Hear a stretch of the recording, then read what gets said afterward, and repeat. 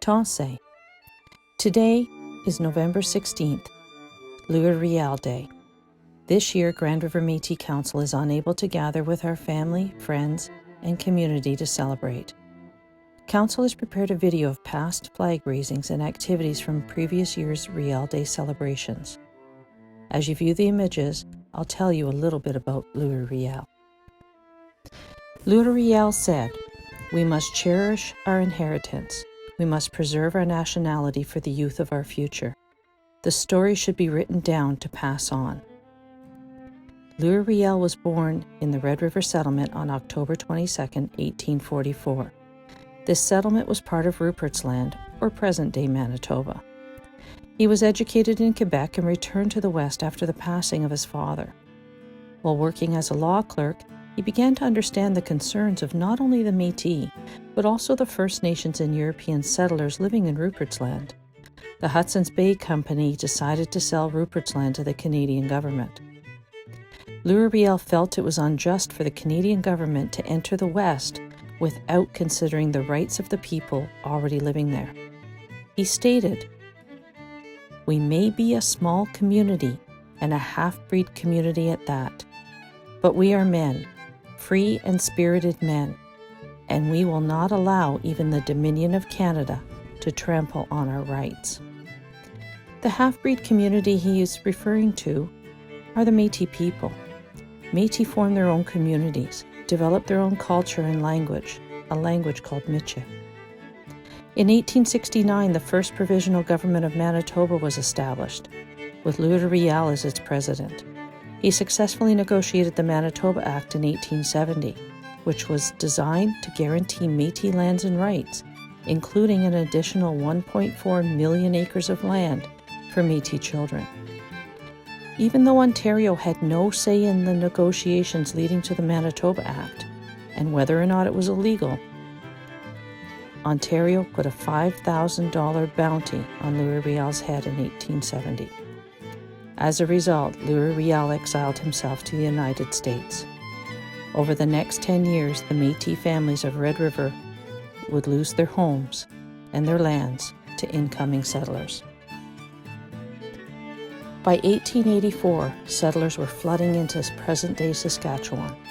Once again, no regard was being given to the people that were already living there, the Métis, First Nations, and early European settlers. Word spread of their struggles to Riel in the United States.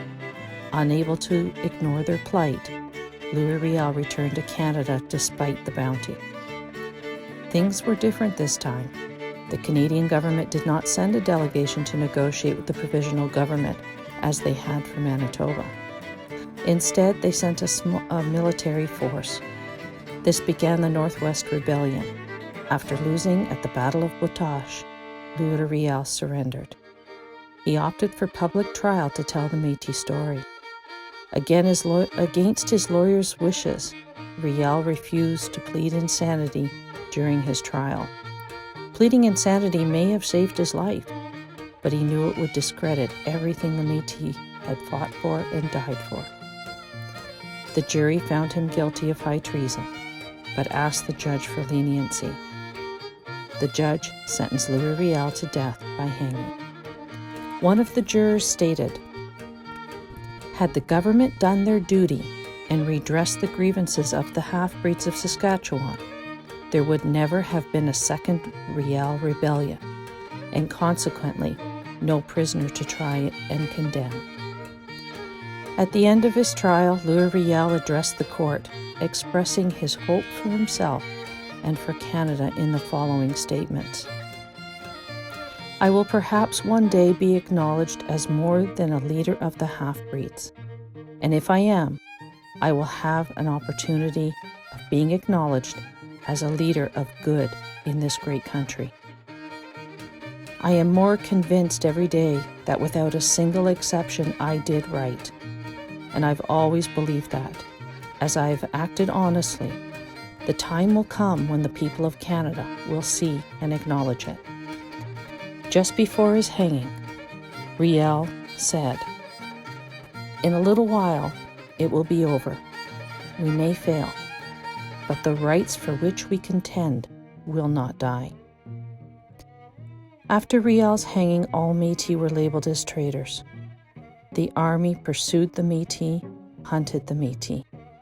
As a result, our people, our culture, went underground for over 100 years. Many Métis today did not grow up knowing of their heritage. So much has been lost. More than 100 years after his hanging, Louis Riel's hopes are coming to be. In 1992, Riel was formally given status as the founder of Manitoba.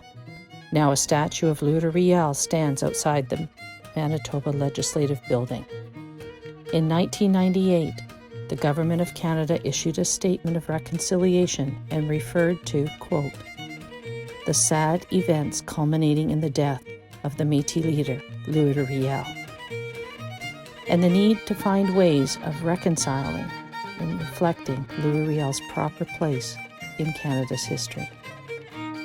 In 2004, Prime Minister Paul Martin acknowledged that Riel's contribution was not only to the Métis Nation, but to Canada as a whole.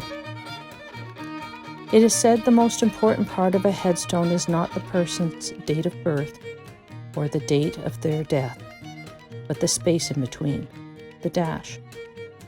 It is the dash that represents their life, their successes and failures, their legacy.